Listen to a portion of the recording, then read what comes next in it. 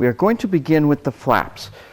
We are going to start to build the pilot side flap or left flap.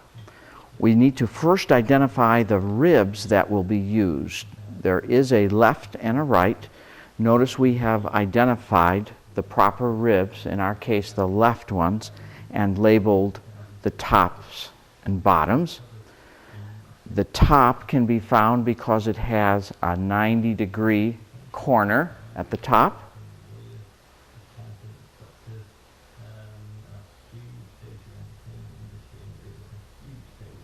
And notice that rib 1 through 5 all point outboard with their flange, but number 6 points inboard with its flange. So be sure to label all of the ribs. Now the skin can be identified as the bottom has the overlapping edge, and the inboard side is the side cut at an angle. Notice all of the pre-drilled holes. It's going to make it very easy to install these ribs. Rib number 1 needs a slot. Notice that we've already created one here. We'll demonstrate making that. This is where the flap actuator pin will be inserted through, along with a plastic fairlead material, which we have also drilled with a slot and will attach with 4 rivets in the corner. Check your plans for its precise location. This is our left flap first rib. Notice the long side is on the bottom, so make sure you label the top. And we need a slot for the flap actuator pin. It's going to go in here and actually raise and lower the flap. So in this rib we need a slot, and use your plans to locate the slot. Easy way to do it is to drill 2 holes like we have, and then use a file to connect them together and make a nice slot that's exactly in the position that the plans specify. And after filing, we have the slot that we need.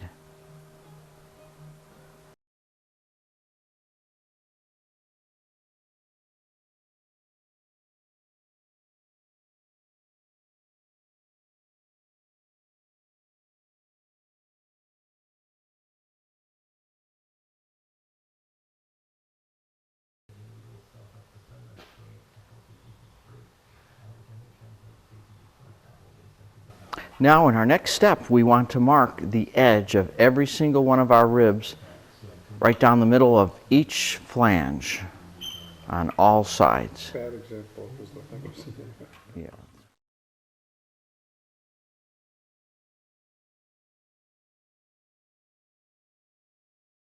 We're going to build our flap on 2 level beams.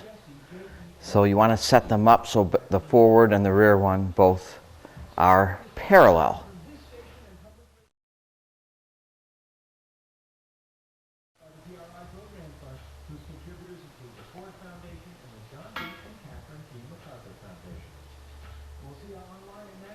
You don't need a digital level, but we're just demonstrating that. It makes it easy to make sure they're both level. Notice we are marking the location of each rib so that we don't forget or get confused.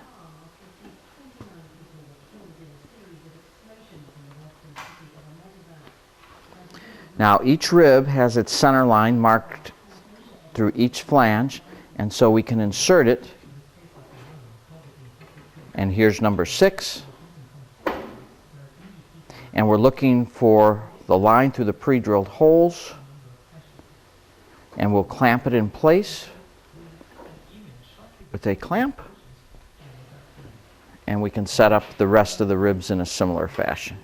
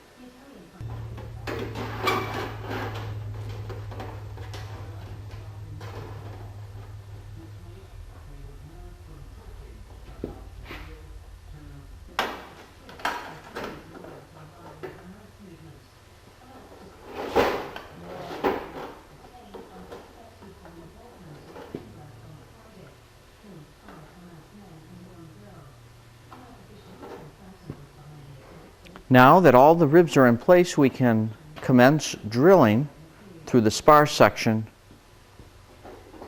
right through the pre-drilled holes.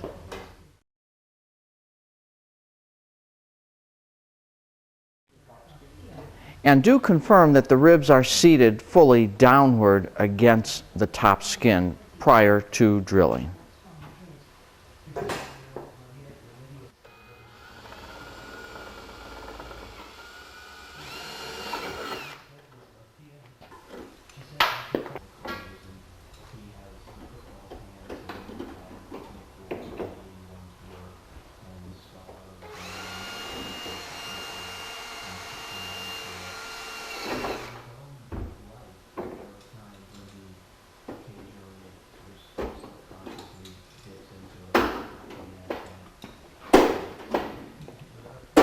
The next step will be to drill through the bottom, which we have facing upward, through the pre-drilled holes and into the flanges of the ribs.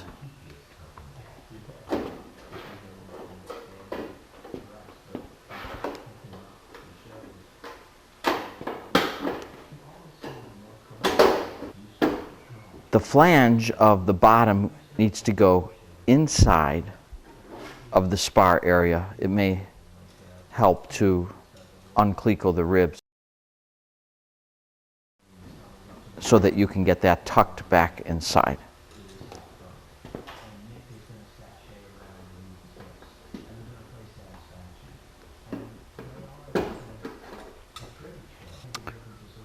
We have turned the flap around. We're still looking at the bottom, and we'll go ahead and drill through the pre-drilled holes into the flanges. Now it's important to locate that center hole, so you may have to shift the ribs left or right to make sure you see your line show up in the holes prior to drilling.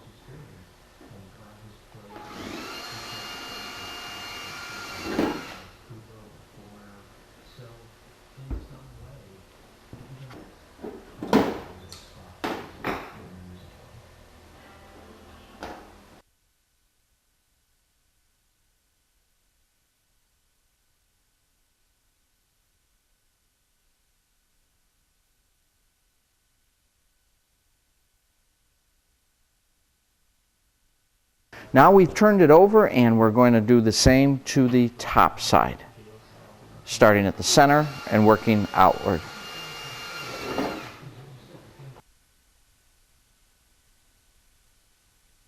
All right. After it is all drilled out, we're going to set the height for the hinge.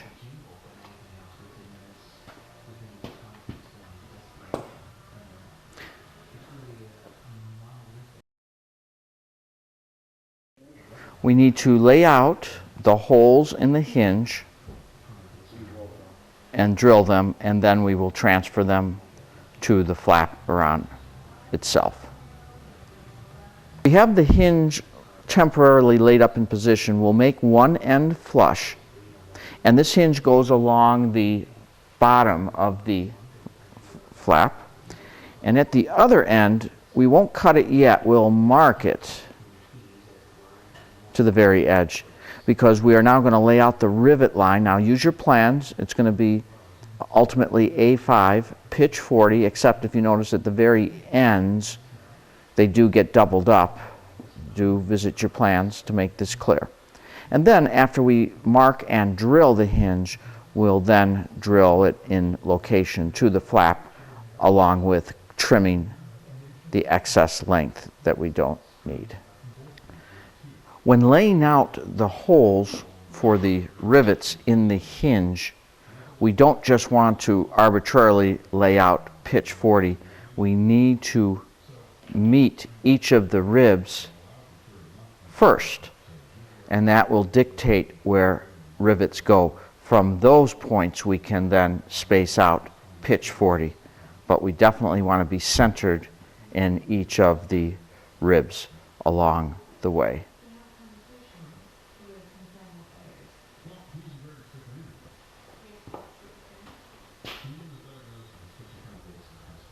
Here's the hinge, which has been marked and drilled.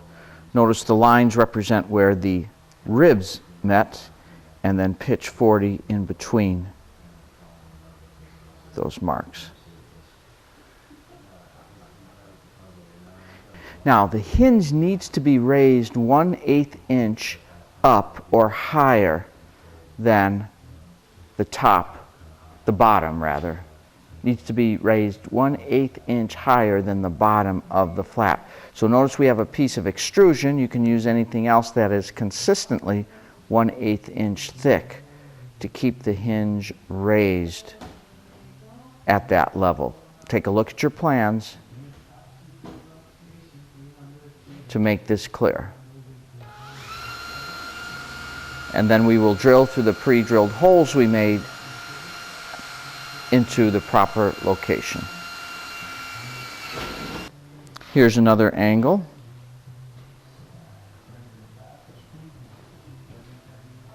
And we will drill into the ribs first and then fill in between.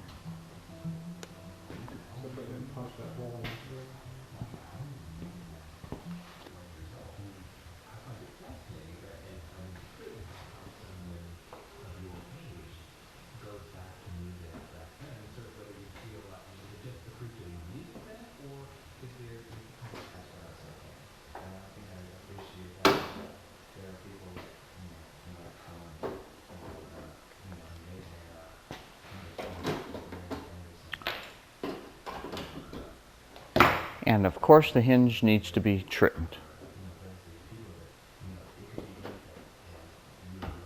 And we will pull the pin and cut it.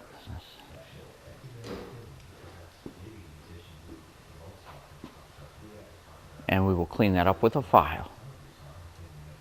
And of course we do need to drill the small 16th hole for the tie wire, for the safety wire at the very end, at both ends.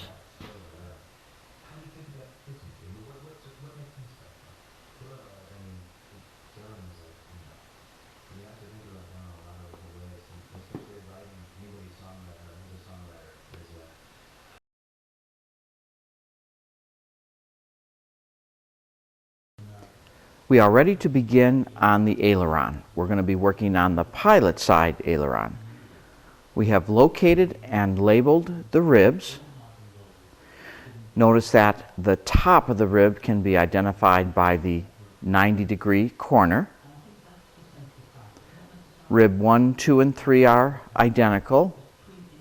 And then there is a tip rib with some fancy angles on its flanges.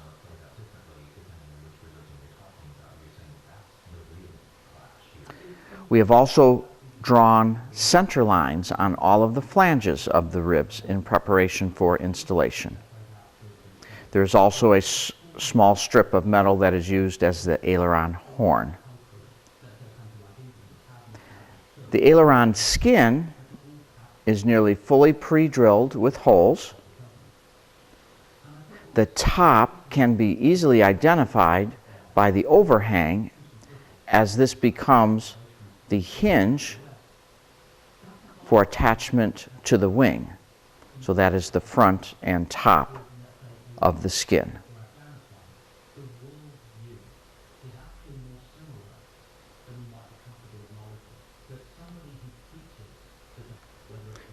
We will begin by inserting the ribs into their proper locations, watching for the center line through the pre-drilled holes.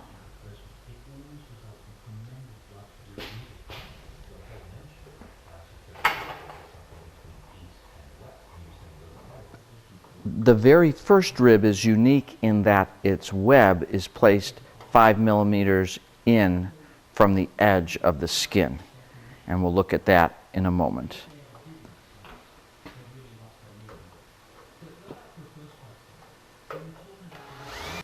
Here's a picture of the flanges inside. Notice that they point outboard.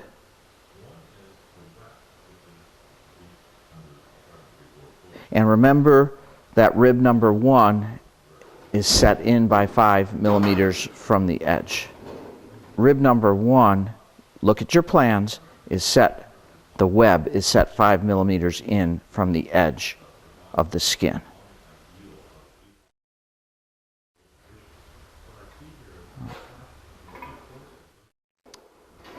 So we're just going to flip it around so that we have easier access to the top. At the very left edge, we have inserted a block that is 13 millimeters tall, look at your plans, between the beam and the bottom of the aileron on the left side. This will raise the rear of the aileron on the left side by 13 millimeters, just at that corner. This will build in an intentional twist in the aileron. Notice now that 4 holes and clecos were placed along the top edge. That builds in a twist from left to right. In fact, when removing the block, notice that it remains twisted with a gap. This is a designed-in aerodynamic feature that we want.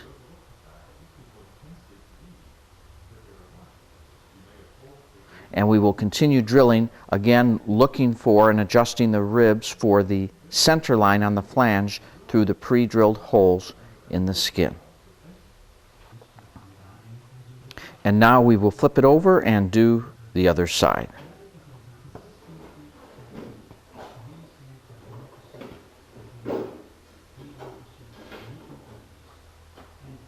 And we do not use a block because the twist is now locked into place. Now, with it flipped over, we're going to move the block to this corner here. So the trailing edge is sitting flat, which used to be up in a corner, but because that's sitting flat now, we've raised that corner with the block, and we can continue and drill.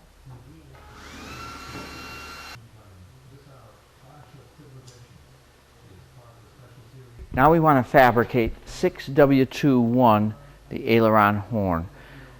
The dimensions are laid out pretty clearly in the plans for the rivet holes, and then the end needs to be eventually drilled out to a 5/16 hole with the proper radius.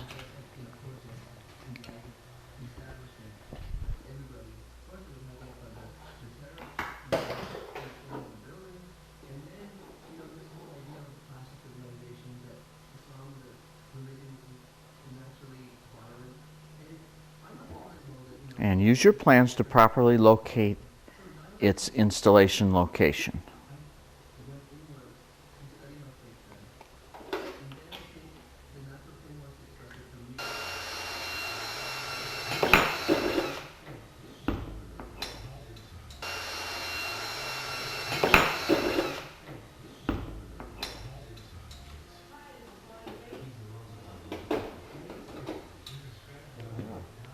And that completes the construction of an aileron.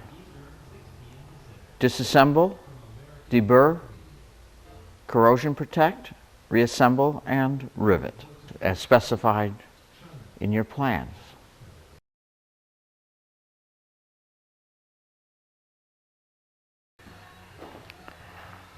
We have laid out the wing's rear spars, both the left and the right, side by side. It's important to identify the top versus the bottom. The flange with the 90 degrees is the top, and so we've clamped them top to top. And the reason we're doing that is so that we can lay out some dimensions along them simultaneously at the same time. And we've also labeled on the web which direction is the top, because it's easy to get confused if you're not looking at the end, and the ends are about 12 feet apart. So in numerous locations we've labeled the top direction. And also then we're able, using our plans, to identify the left versus the right rear spar.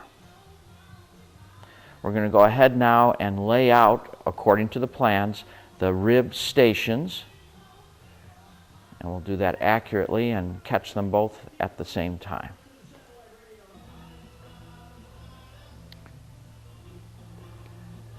Carefully marking from the end using your plans.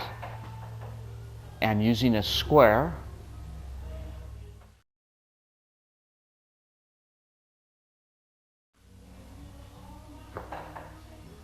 we have located the measurements and transferred them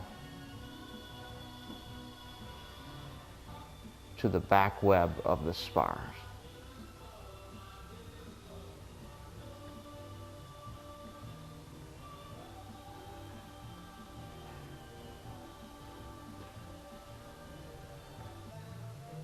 And at the tip, we have marked, according to our plans, the area that will be cut out.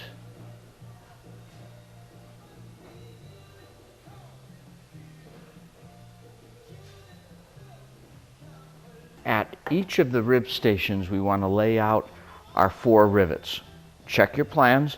Notice that the end rivet locations are 8 millimeters from the radius where it starts to bend around. And you're going to have a total of 4 rivet locations at each station. If it's easier, you can make yourself a jig so that you can set it up once and then transfer it to the next one so you don't have to measure each one out every time.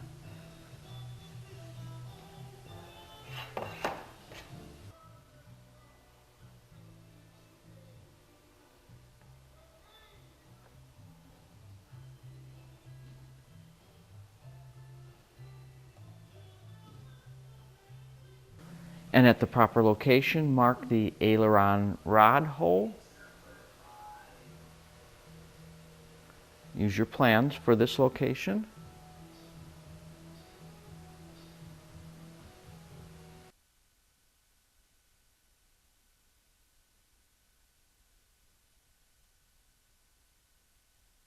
At the root of each rear spar is a root doubler 6W7-2, and notice it has been clamped in place to the edge here. And then also a hinge doubler 6W7-3 angular piece, and that will go down in here. Now we'll drill all of this together at the same time after we set up the holes and make that a little bit easier.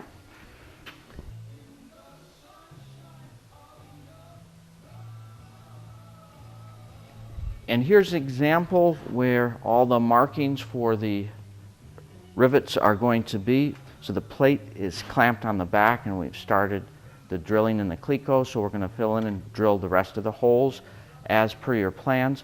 At the bottom on the inside will be the doubler 6W7-3. One additional note that's important is that one of the flanges is larger than the other. Notice this in your plans. And the larger flange is the one that goes against the web. The smaller flange will go onto the flange of the spar. And so we'll drill through all of this together and repeat for the other spar.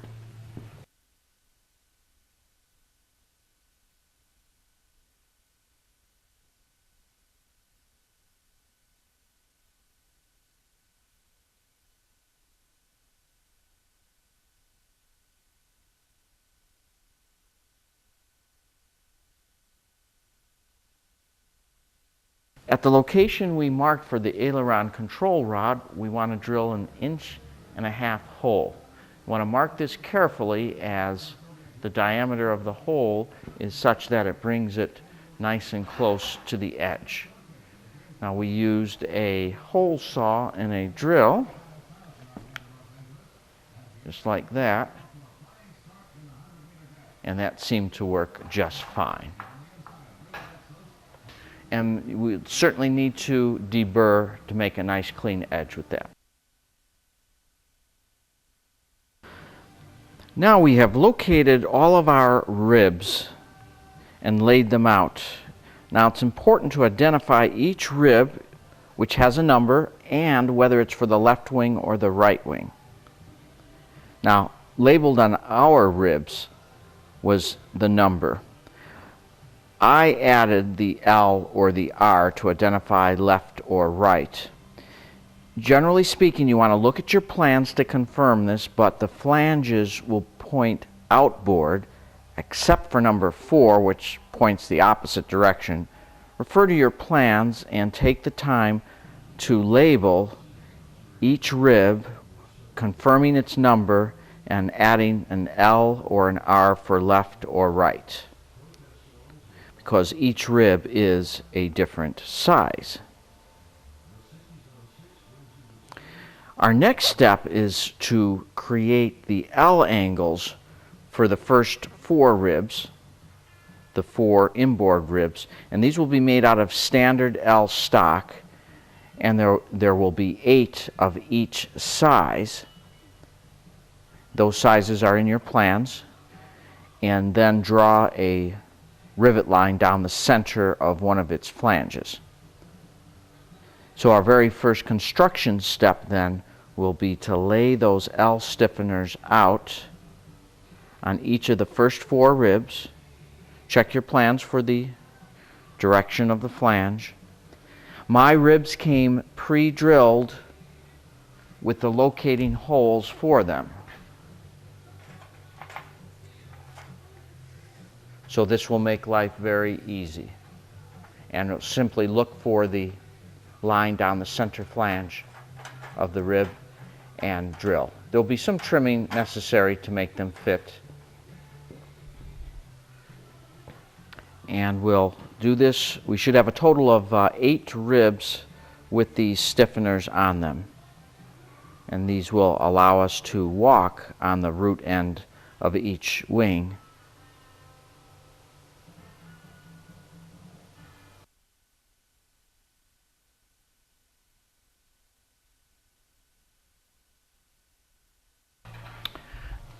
Now we're going to fabricate the aileron bell crank support made from this piece of extrusion.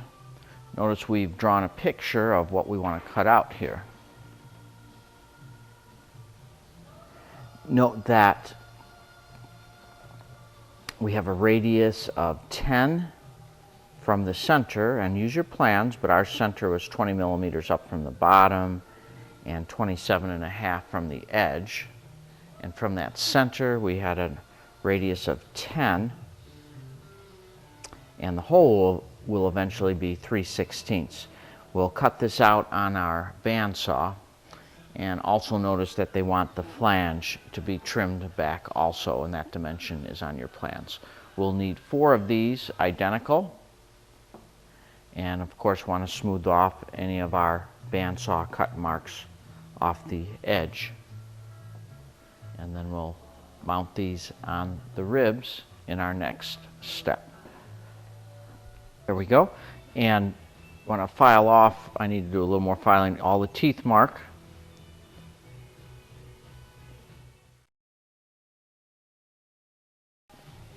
Now we want to drill a 3/16 hole, and in the base we want 3 pilot holes drilled on each one of the brackets. On rib number 7, and we have number 7 right here, we're going to create our aileron bell crank mounting surface. So we want to locate first the bell crank support, which is 6W6 number 10. There are no holes in here, however we do want to mark a rivet line along one of the edges, because if you look at your plans, it is to be mounted on the inboard side of number 7 rib. The holes, here's the other number 7 rib, are already drilled for us here.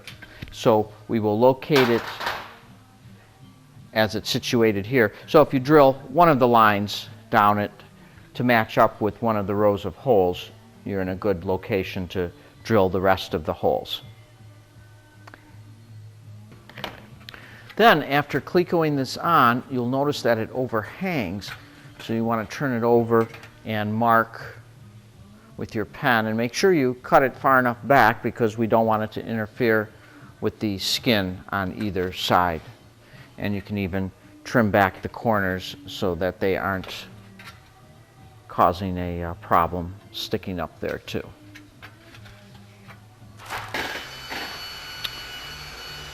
Now take the two brackets you have formed along with the bell crank assembly itself and insert the proper size bolt.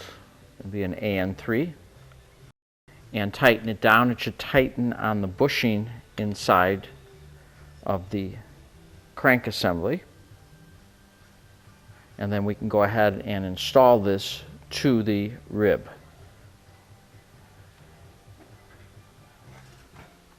And here's an example. We have measured and mounted the assembly to the rib. Now obviously in the final mounting we'll put the nut on the bottom for good practice, and the channel needs to be trimmed on this rib also.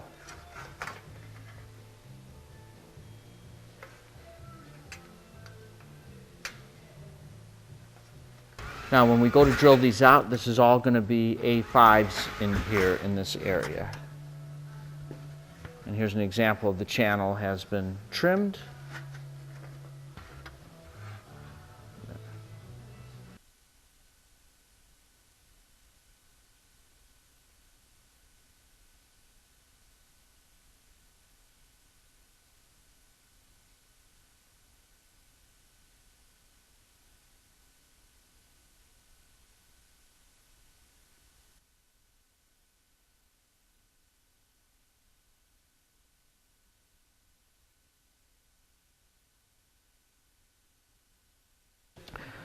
Our next step is to prepare the nose ribs. Now half of them are left with the flange and the other half are right-sided nose ribs where the flange goes the other direction. You want to study your plans and familiarize yourself with which ones you need and mark them as you go. Now looking at your plans, you'll notice that the first rib and second rib have their flanges pointing outboard. So I picked two of these with the flanges pointing the same way, labeled them 1 and 2 left. So this will be for our left wing, the first and second. Looking at your plans, you'll notice that the third nose rib has the flange pointing inboard, so it will go opposite our 1 and 2. And I went ahead and labeled that. Otherwise, you'll get these all mixed up. So we got 1, 2, and 3 left. Now, the way to tell the top from the bottom is that the tooling hole is always at the bottom. So make sure you don't get these flipped upside down. Now, another consideration is if you look at your plans, you will notice that they want you to cut a relief out of the top and bottom of rib 1, 2, and 3 on both the left and right side. My plan showed 8 millimeters in from the edge and 40 down, so I'm going to drill a number 30 relief hole right there and then cut out this section, and same with down here. You can see that, but that is documented on your plans. We'll do the same for the right wing, it's just that those will be the opposite. Again, look at your plans so that you don't get confused at which way the flange has to point. Be sure to label all of them. The tooling hole on the third rib will be used for our fuel exit. So if you look at your plans, you'll notice that you're supposed to enlarge that tooling hole to 1 1/4 inch. Check your plans for that. Now rib 2 and 3, because of the slope of these wings, our fuel needs to be in a different position. So for example, on number 2, you're going to locate the location up from the edge and drill a 3/16 hole. Check your plans. And on the very first rib, that location will be even higher from the edge. Mark the location and drill a 13/16 hole. So this is all on your plans, but you want to at least prepare the first 3 nose ribs in this way for each of the left and right wings. Let's do that work now, the relief area and the holes for the fuel. And here's an example. Here's our number 1 right wing. Notice the grommet in the hole. And also notice the cutout up at the top and down at the bottom also. And here's number 2, looks very similar. The hole is just a little bit lower, and we have the cutout. And 3, of course, has just a large hole at the bottom, cut out at the top and bottom. And be sure with your cutouts that you have a relief hole. So drill the hole first and then cut up from both directions and file to make that smooth. And that's our preparation for our first 3 nose ribs. Now your next step is on each and every flange of the nose ribs at the front. Draw a center line, which we will use for locating our rib line. And notice when drawing that center line to use the side with the bend if you're using a center marking tool, because the cut edge may be wavy and irregular, so make sure you use the bend of the flange to guide you as you draw that center line. And we're also marking the center line for the rear ribs also, all the way around, top and bottom, and also the flange that meets the rear spar and the front spar. Center lines on everything.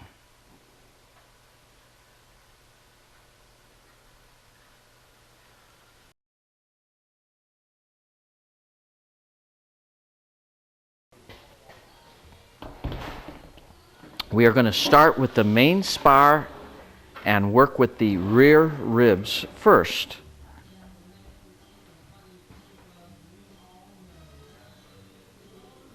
We have laid the pilot side spar face down on the table. Now, the root end is to our left.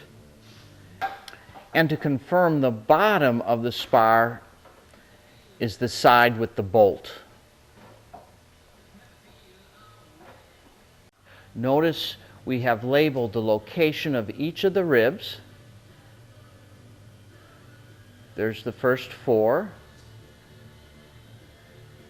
and the location of the rest of them. These are near the pre-drilled holes where the ribs will attach. And at the far end is the wing tip, which we will attach in a moment.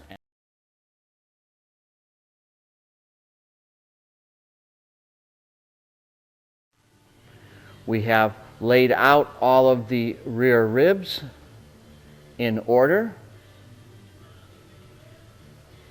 Notice again, rib number 4 is reversed. Check your plans.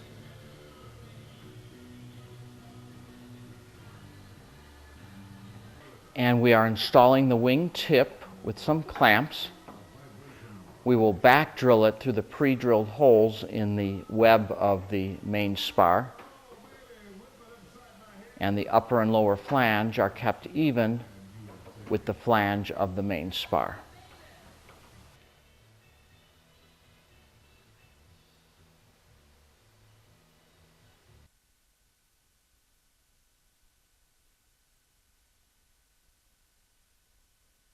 Now we've taken rear rib number 9 and located it on the wing tip. And we're going to line it up simply so that the web lines up with the flange below.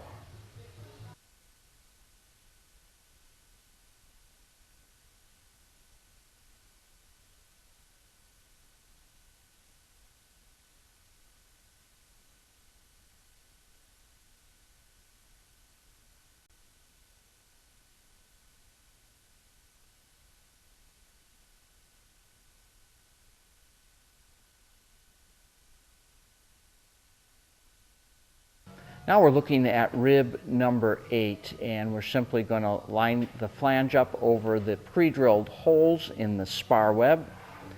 We will turn it over and look for our line that we drew on the flange through those pre-drilled holes. And once we get it centered, we'll go ahead and use our pilot drill number 40 and set them with clecos.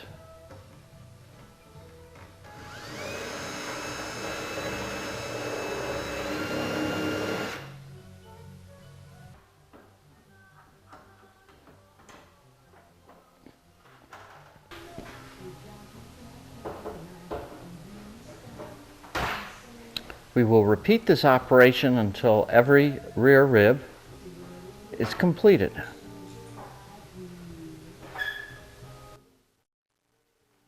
That's very pretty. We then laid the wing down onto the table into its normal flying position. As we prepare to install the nose ribs, we want to label the location of each of the nose ribs to make our life a little bit easier. If you will notice number 4, this is the location just past the heavy spar cap. If you are using the long range fuel tanks, nose rib number 4 will be to the right. Check your plans, this is all in there.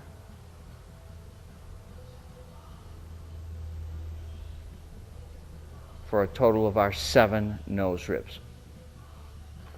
Looking at your plans, you will notice that on the flange we want to have 6 rivet locations. On the shorter flanges there will be 5 rivet locations. You want to mark these centered in the flange and pre-drill these so that we can set that up to be drilled into the flange of our nose ribs. Each of the flanges needs to be drilled out. Be easiest to use an angle drill to get into some of the tighter locations.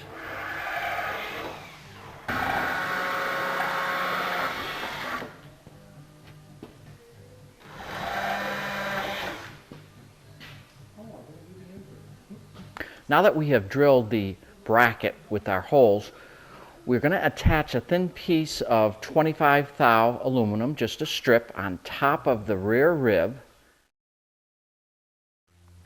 What that does is imitates the rear skin of the wing and brings us up to the proper height. And then we can take another piece of aluminum, any thickness, and this extra piece of metal pretends to be the forward skin of the wing. And with those two clamped in place, we can then take the nose rib, put it up against our bracket, and clamp it to the skin. And what that will do is hold everything in proper alignment. And of course we will simply back drill from the other side through the bracket into the nose rib. And that's all we have to do for a nice fit, and we will repeat that for all of the nose ribs. So every single nose rib needs to be drilled. Eventually these will be A5. And we use the same technique for each one.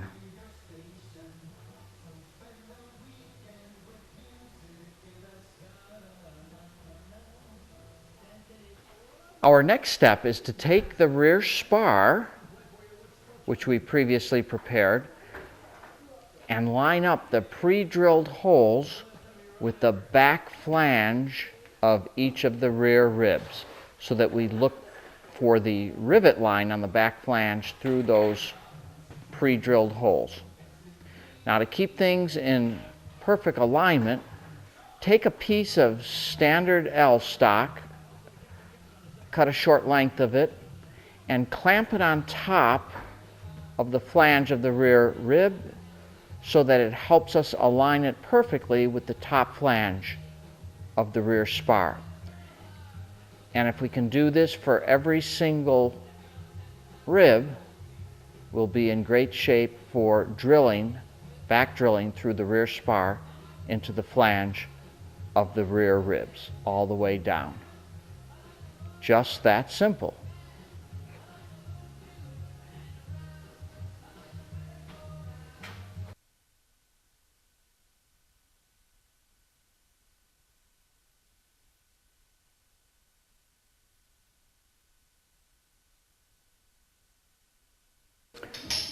After drilling at least one hole in the flange, it's best to remove the clamp so that it's easier to move the flange to align and drill the rest of the holes in the rear flange of the rear ribs.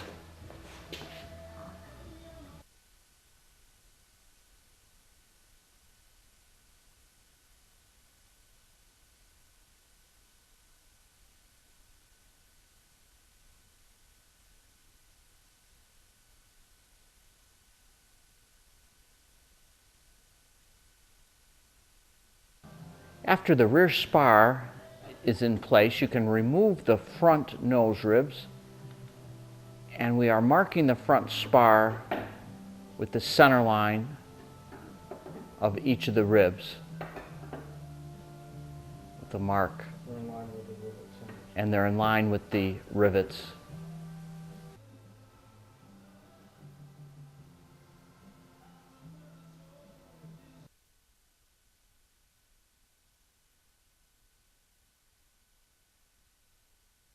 In preparation for installing the top skin, we are resting the front and rear spar on a steel beam. Now, it doesn't have to be steel, but you want something nice and straight for both the front spar and the rear spar. Our goal is to level the front spar and the rear spar so that you can get them as close as possible to the same. It doesn't have to be level, right? The front and rear spar just have to be the same. If you have a digital level, that's fine, but we want them both very parallel.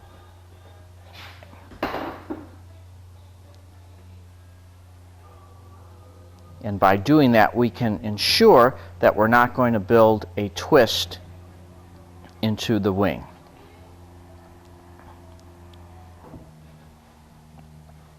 And notice we have shimmed our steel beam to achieve that result.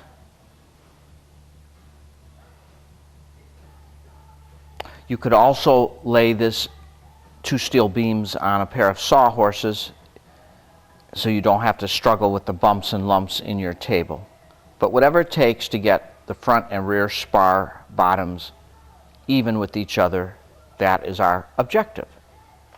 We are now prepared to lay our pre-drilled, pre-cut top skin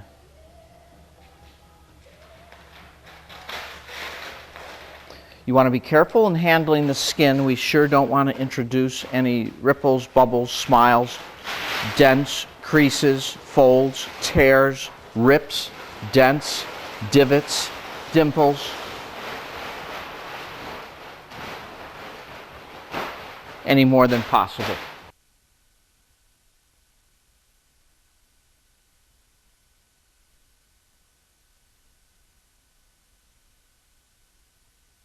There is a top and a bottom.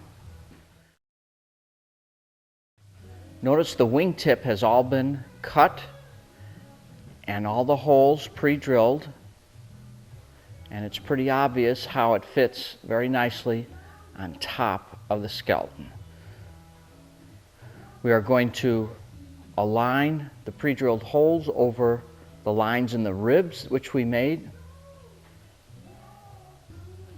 For positioning, the rear trailing edge will match up with the trailing edge of the rear spar, and the holes for the ribs should be centered over the center lines, the rivet center lines you drew on the ribs. So that gives you both the forward-aft positioning and the side-to-side positioning. So we're going to move the skeleton around to square it up and have it match the holes in the skin. Only after we carefully do that can we go ahead then and start to drill with our pilot holes into the skeleton and cleco. Notice our first clecos go in almost the corner at the rear spar, just to hold the skin in place initially. Then we're going to be able to get in and wiggle the ribs a little bit to make sure they're in perfect alignment before drilling into their flanges. And up at the front end we used duct tape to hold the skin from shifting and reconfirm that we are level at both the front and rear spars.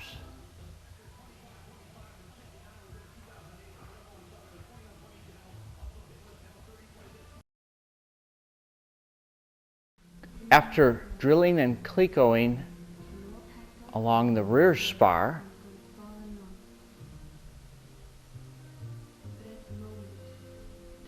we can move to the front spar to perform the same operation. Now, prior to drilling the front spar, we can use the skin and its pre-drilled holes to make sure the front spar is perfectly straight. So check for the gap from the forward edge of the skin to the spar to be the same all the way along prior to drilling. Our next step then is going to be to adjust the rib flanges for best centering within the pre-drilled holes. Note how the rear spar has been blocked up, and that is so one person can reach underneath and wiggle the ribs left or right as necessary to get the lines aligned through the pre-drilled holes in the top skin. Note we have each rib drilled with a few clecos forward to rear so that everything is held in place. And at this time we can go ahead now and drill the rest of the holes and fill them with clecos. Use your plans. Most of these holes are going to be A5 in their final size. And here we have the top skin all drilled. We started at the rear and worked forward, working across and forward.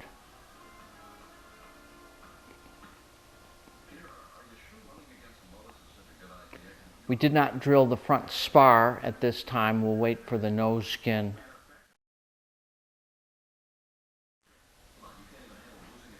Our next step is to flip the entire structure over, re-level, and attach the bottom skin.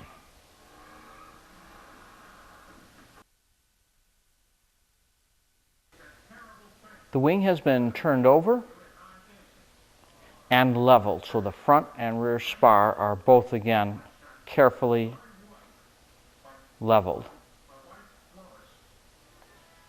And we have continued the rib flange center lines all the way to the front and rear spar.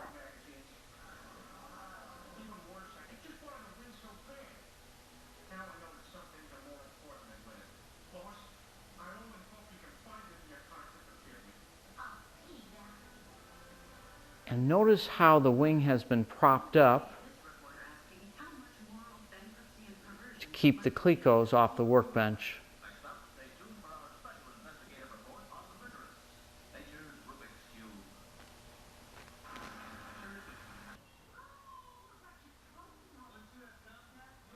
And here is the bottom. Notice the cutouts.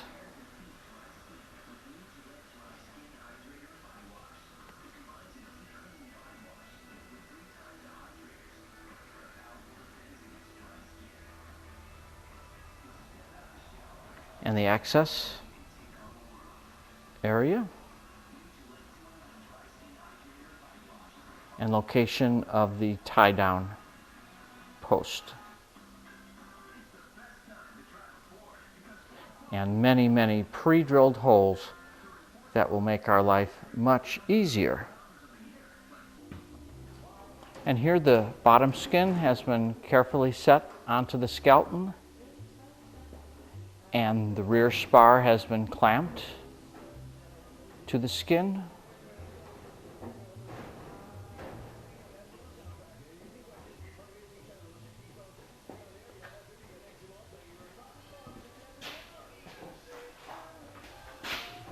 And before drilling, we will confirm that the front and rear spar are parallel to each other so that no twist evolves into the wing.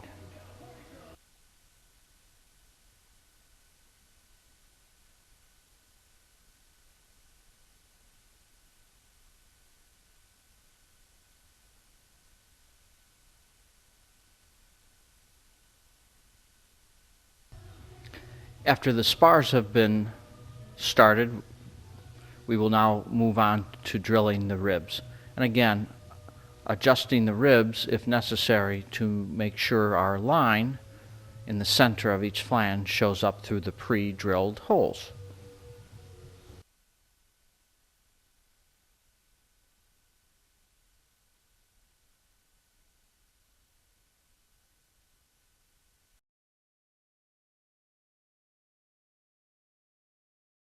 In preparation for the nose skin installation, we're going to take our two end nose ribs, 1 and 7, and find the very tip. Notice by using a square and having the bottom of the nose rib sit flat on the square, we can then find the point of contact, and we will mark that because that'll be the center point of the tip. And we did the same for number 1. We will use that in aligning the nose skin so that we get the skin centered on the very tip of the nose rib.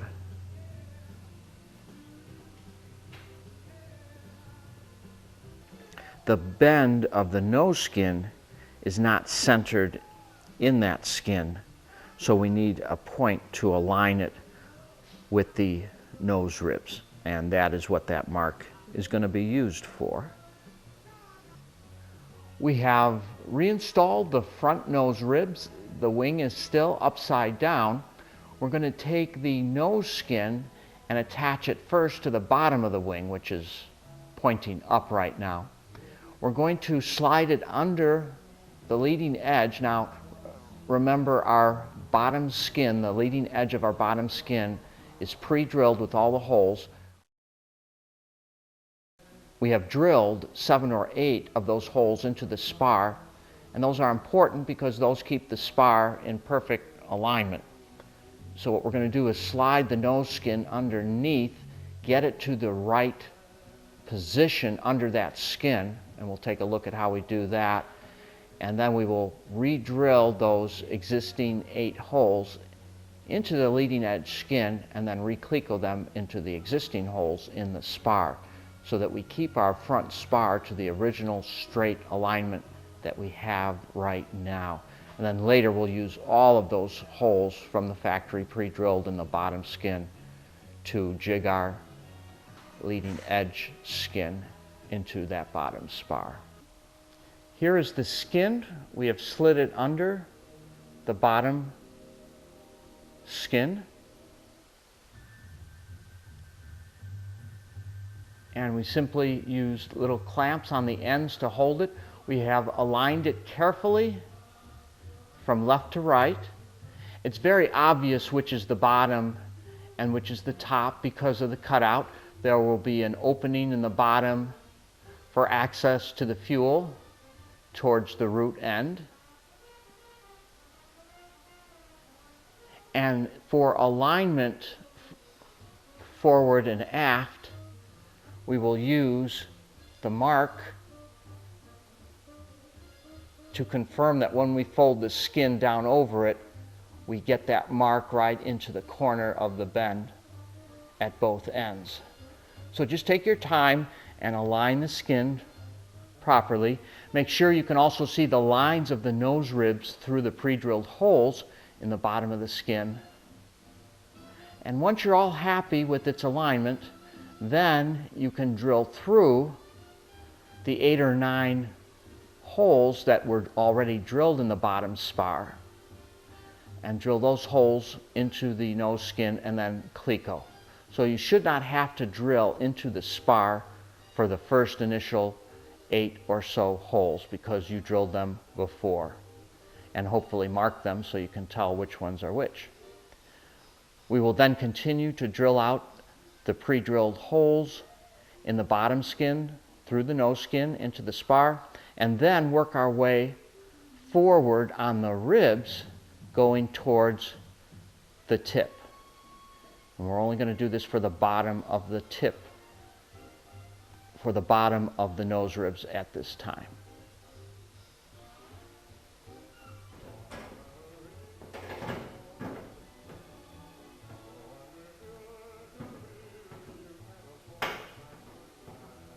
Please take note, we are looking at rib station number 4. It was not pre-drilled in the leading edge skin because they don't know whether you have the standard tank or the long range tank. So the placement of rib number 4 will be variable, so they don't drill the holes. So notice I took a ruler and extended the proper line from the bottom skin and created my own rib line, and used the hole spacing from the adjoining ribs. We drilled our own holes so that it would match the rib underneath. So that would be the only set of holes you have to drill new into the leading edge skin to finish off the job.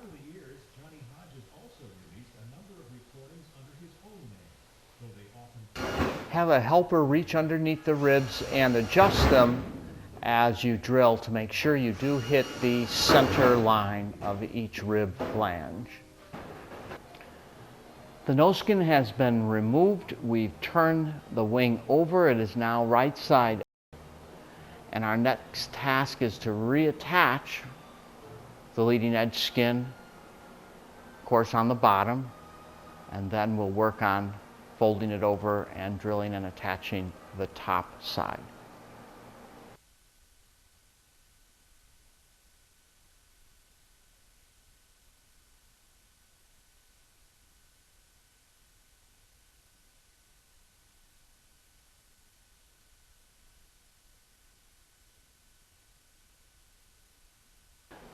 Now the top of the forward skin has been tucked under the top skin and a little duct tape to hold it.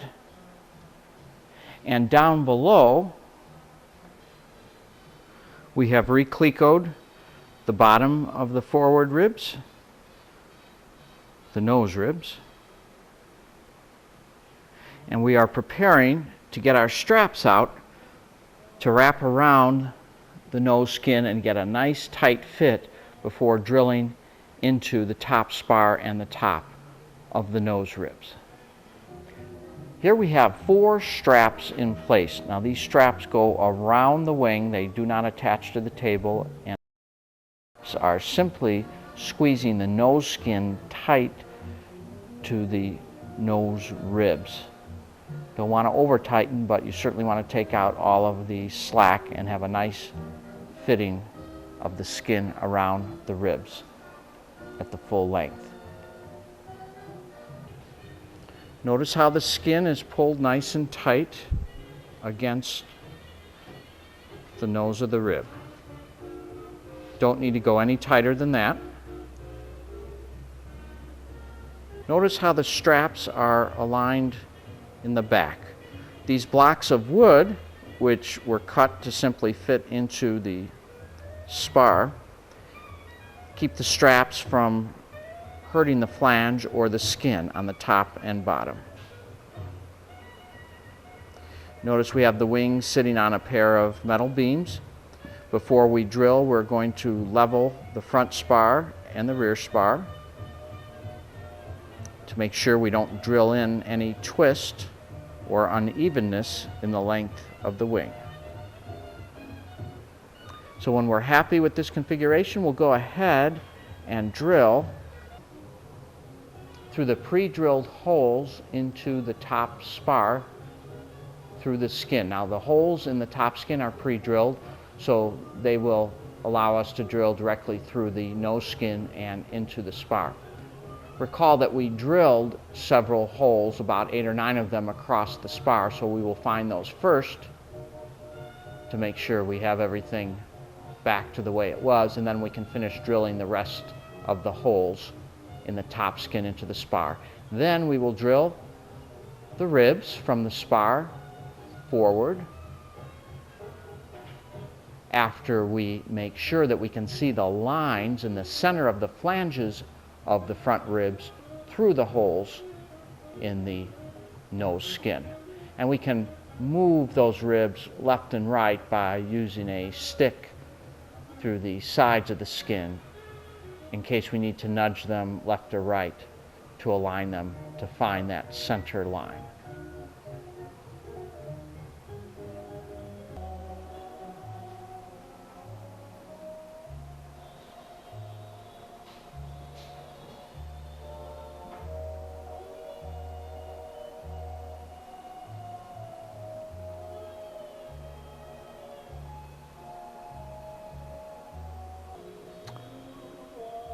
Here's our rib adjuster, just a long 1x2 with a little hook in the end for pulling or pushing the ribs to get the flanges to align properly through the pre-drilled holes. Our next step is to remove the straps, and we're going to unclico just the top portion of the nose skin so that we can undo the nose skin to insert the fuel tank. We'll leave it clicoed to the bottom, of course, to the bottom spar.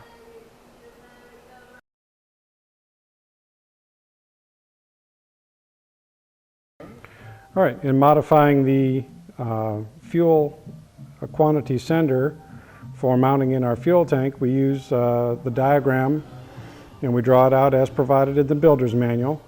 And what this represents is the bottom of the tank and the top of the tank and the pivot point of our sender. So we would locate that like so. What we're trying to achieve is this arm following the path that's highlighted. We've marked on our sender the full resistance of 10 and the empty resistance of about 74. It should be between 70 and 75. So when we locate this on here, we can see where exactly we have to bend. Right now we have to bend this up a little more so that it follows over our highlighted line. After that, we'll mark a place up here to bend so that it'll follow down and the float will be at the bottom when we are against our empty stop on the sender. For bending the wire, we'll use some line pliers or electrical wiring pliers. Good. Okay.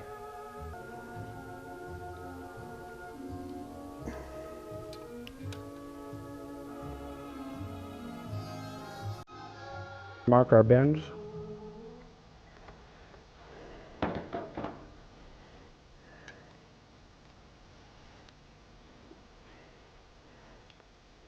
Try to make all your bends square so they'll be in a line.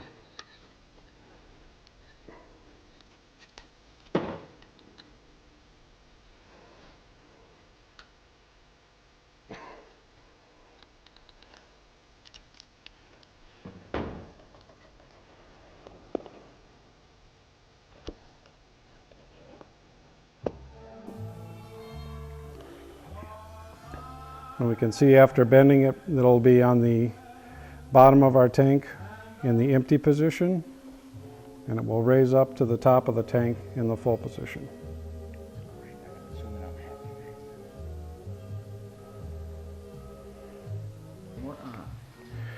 Okay, we've drawn a line 135 out. Check your plans, but that's the dimension from the rear edge of the tank, and that line is parallel to the rear edge of the tank. And as recommended, using your diagram along that line, since this represents the bottom of our tank and this represents the top of the tank, we can then mark a position for the pivot point, which is also the center of our hole. We set the tank in the wing and we mark where the lightning hole is so that you can see that you can get the sender out if you need to in the future. This is the inboard side of the tank. We can tell that because the fuel outlet is on the inboard side. Now on our sender, we're going to mark a line at the very top in the full position and hold this in position, and note that the float is positioned inboard, or I'm sorry, to the aft in the tank. If it were to the forward side, it would touch the tank and wouldn't give you accurate full and empty readings. Now we will proceed to drill the 59 millimeter hole in the tank and install the sender.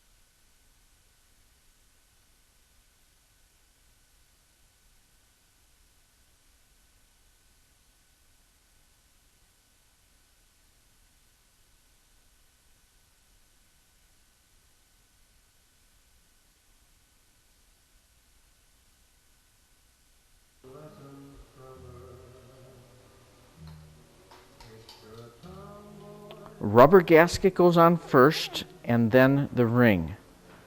The holes must all line up as viewed from the top. Those holes are not symmetrical, so you may have to rotate the ring until you get them to all line up. There's also a fiber washer and then a screw through each of them. The screws are all the same except one is extra long, and that's the one we're putting in right now.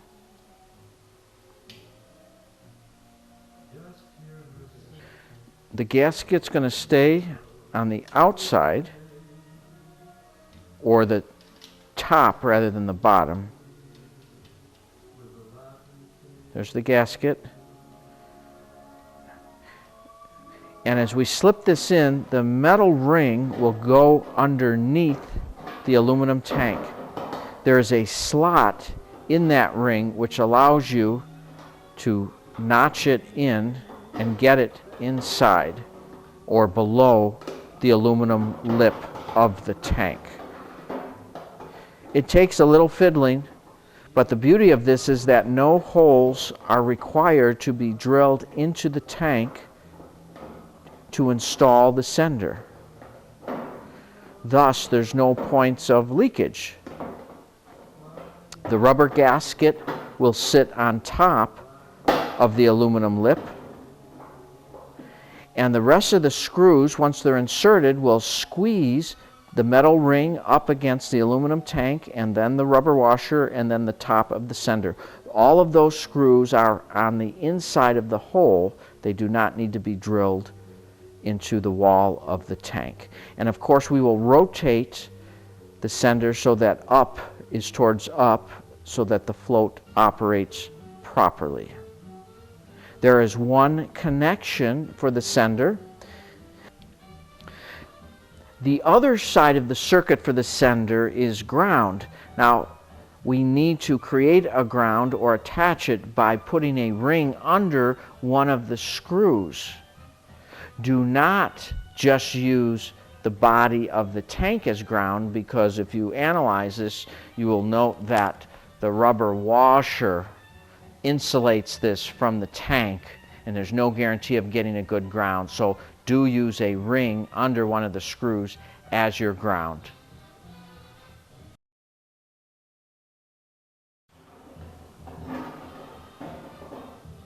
And it fits in that easy if you will use the slot in that lower ring to help you move it into the hole.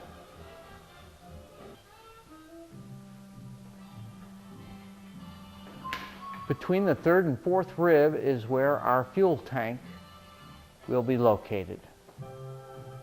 We're going to prepare this area with cork. Be sure to review your plans.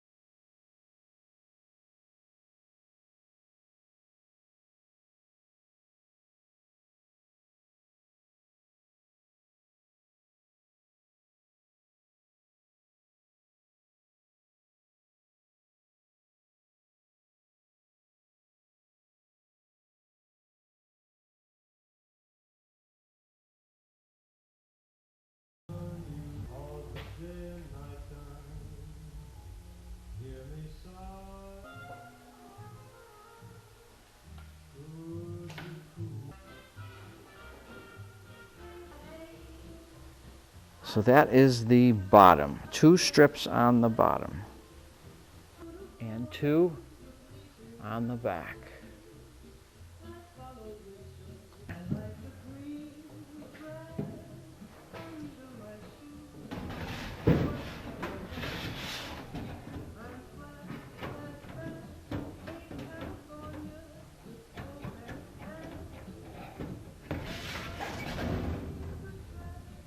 Placing the tank in the bay forces a mark from the vent tube on the bottom to scratch into the bottom of the nose skin. It is at that mark which we are going to make a hole for the vent tube to exit.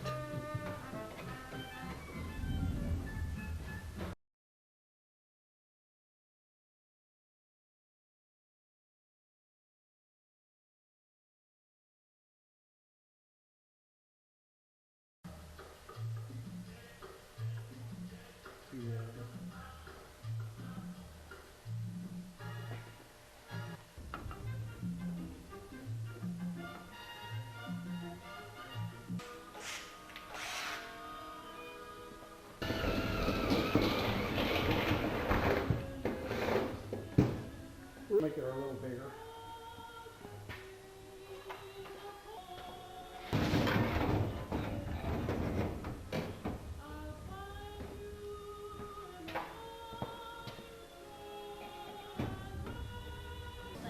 The same technique is used for the drain.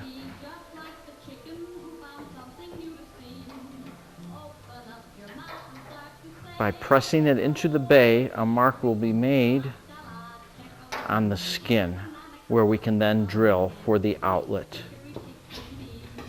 And a confirmation check before drilling.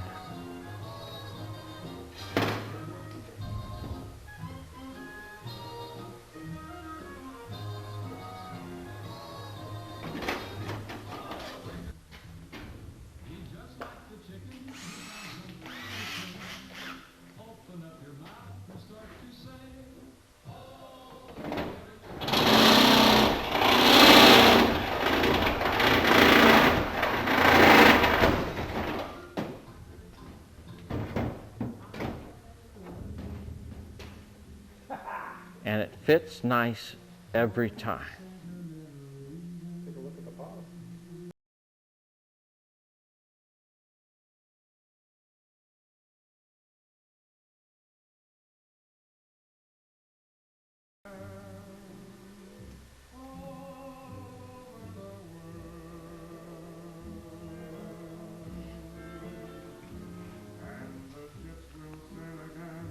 We are installing just enough layers to bring the level up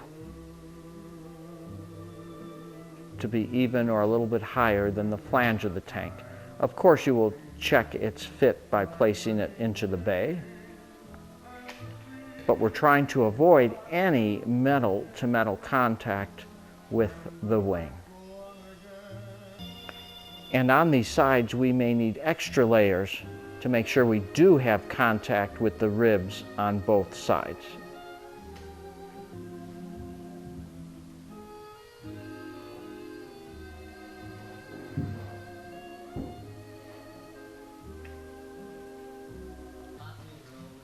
And before final installation, the finger screen and the barb that threads onto it goes into the tank at that place and then through the holes that you made in the rib.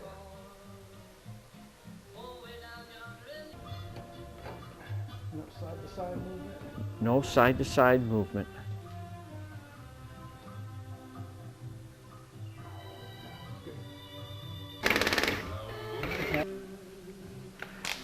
To make the hole for the fuel cap, we are taking a piece of plastic, lucite type material, anything will do, and making a 73 millimeter hole using a hole saw or other suitable device. And in a moment, we will use this as a jig to help us locate the exact location in the top nose skin for the fuel outlet, fuel filler outlet.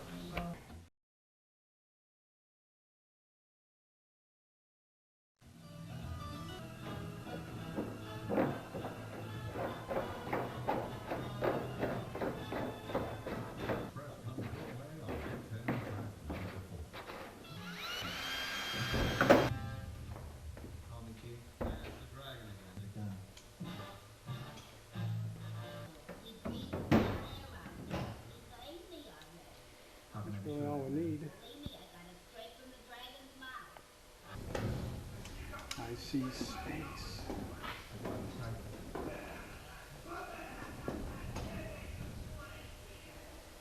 This plastic template will allow us to place the hole precisely on the nose skin. We'll draw a hole and then locate the exact center and cut out a hole in the aluminum.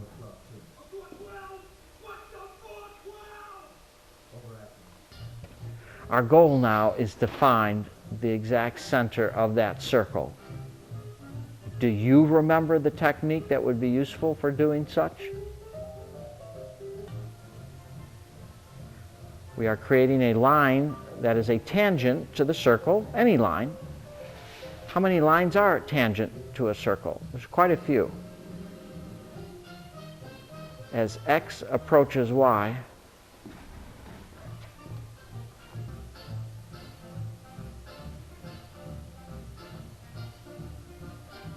the tangent is the point that touches the circle.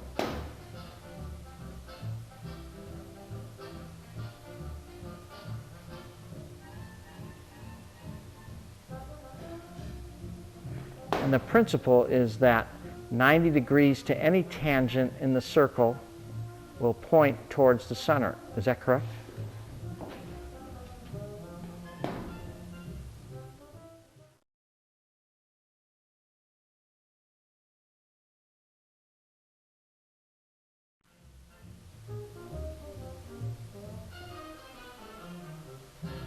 Our final outcome will be, and there is the center.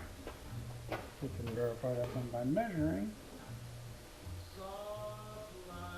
35. And Dr. Euclidean said that the distance from the center of the circle to any point on the circle should be the same. 35. With a fly cutter, we've removed the piece, and now we can put the skin back in place and see how the neck fits through there.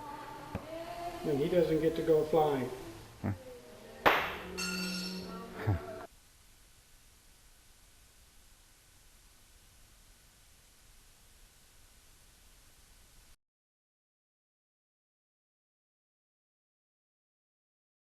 Now we begin on the wing tip.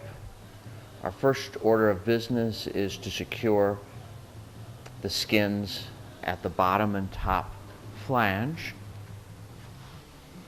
As per your plans, 6W97, and this is a V-shaped channel, and it's going to go top of the wing. Notice the wing has a curve coming down, and it also curves back towards the inboard as we trail back towards the outboard. So this strip, which will provide the surface for our wingtip, needs to curve down and then back the other direction. So we're going to crimp both flanges to accomplish that. Part of our goal is to do the crimp so that they fall between the drilled holes so that our rivets don't attach into a crimp, so we should be aware of that. And we're going to follow this surface down and also the curve as it goes back. And it's not difficult, it's just a matter of crimping in the right spot with our fluting pliers. Notice on this strip we have marked where the rivet locations will be. That was from holding it up to the top of the skin and the holes. And then in between the rivets marks where fluting or crimps could go as we try and form this to the top contour.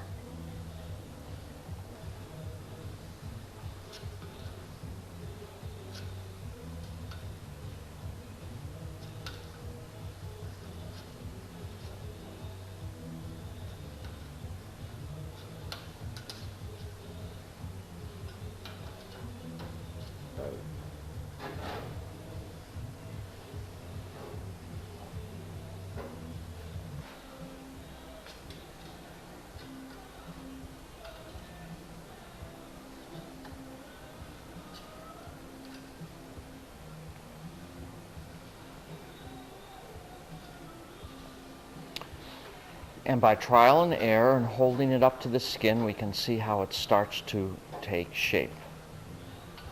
And by tweaking, adding more fluting, we can get it to bend further.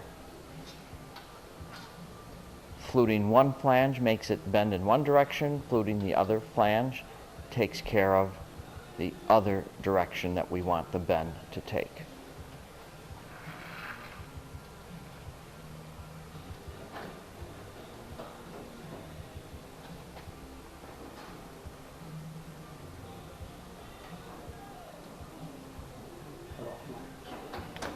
And then we'll cut off at the top.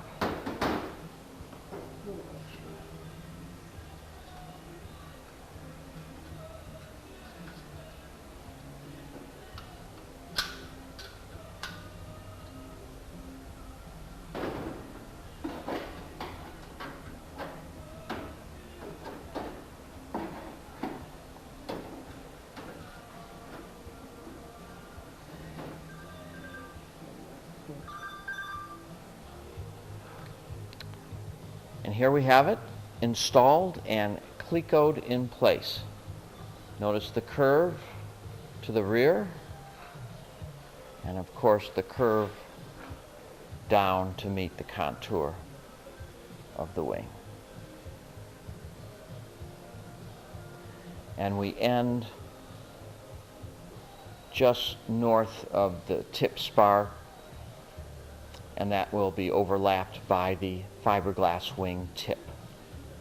We have a similar type strip for the bottom, where we have a much more flatter surface, so we won't need nearly as much fluting for the bottom.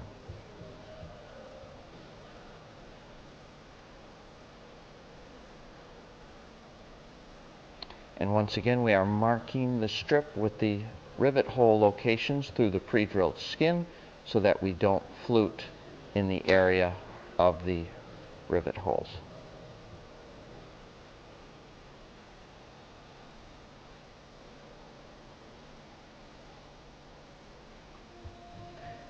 We actually will not be fluting the bottom side because we don't really need a curve to take place. And we're marking the rivet location so that we can match them from side to bottom to have the best appearance. We will have some minor fluting to curve around the edge.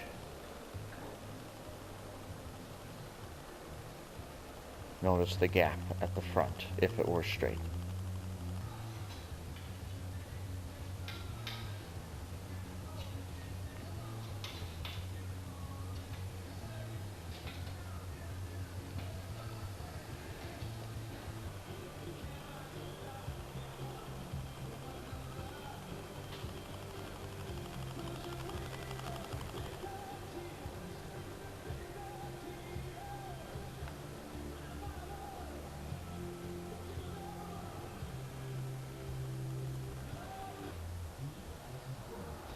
Now we are fitting the fiberglass tip. It may take some trimming, but basically it slides in and you're going for best fit. A heat gun can be used to mold the tip if necessary, not necessarily that you need to, and or trimming some of the flanges so that it fits as nicely as possible.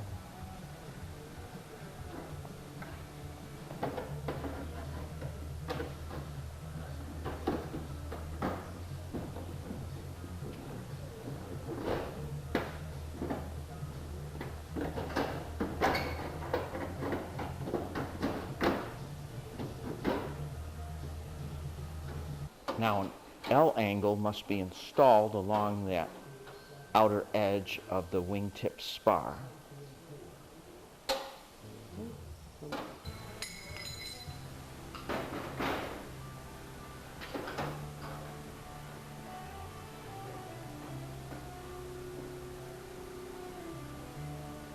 And we will cleco that in place.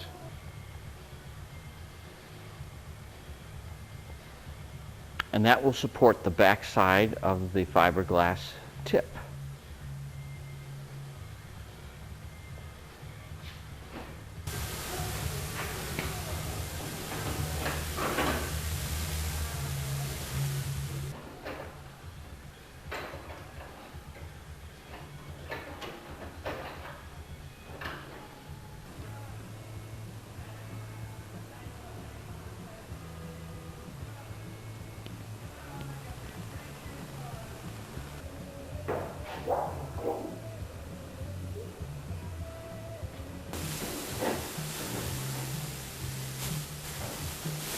Our tip sheet is held up against the flanges we created, and with the helper we can basically trace along the top and the bottom to come up with the shape that is necessary to fit nicely.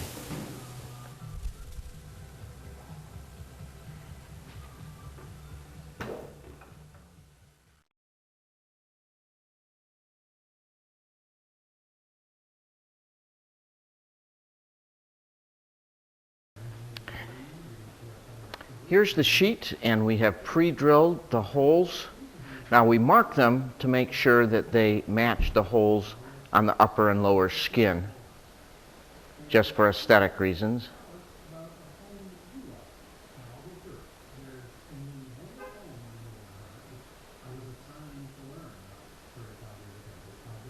And now we will place this on the wingtip.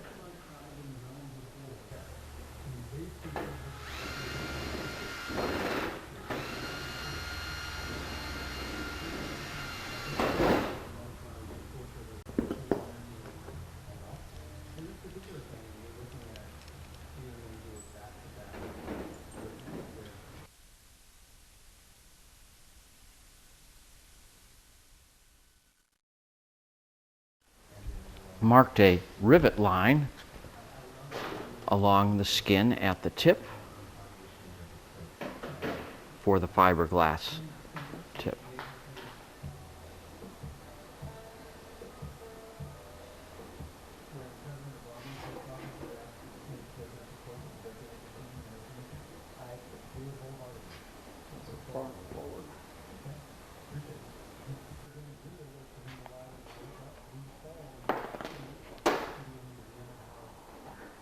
By reaching in through the lightning hole, we can push the bottom forward out for best fit to the nose skin.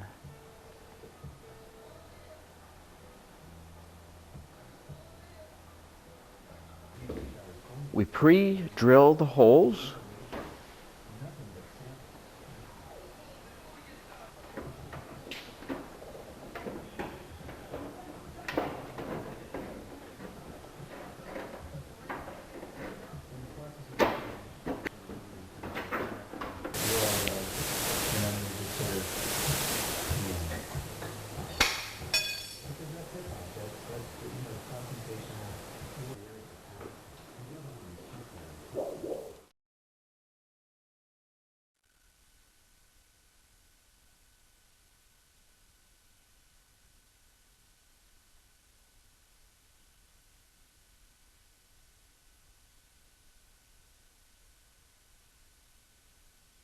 While we have completed the wing and it can be disassembled, deburred, corrosion protection added, and riveted, we will leave the trailing edges of the top skin and bottom skin at the rear spar unriveted at this time, as later we will need to attach the ailerons and flaps.